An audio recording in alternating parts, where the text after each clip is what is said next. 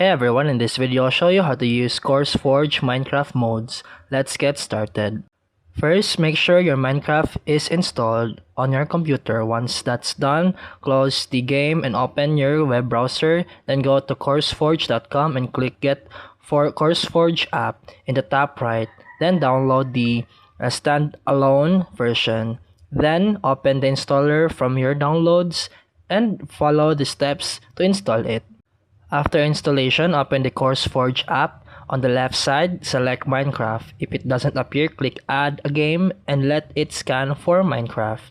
To install a mod pack, click Browse at the top and choose Mod Packs. Find one you like and click Install. Once it finishes downloading, click Play to launch the mod pack automatically.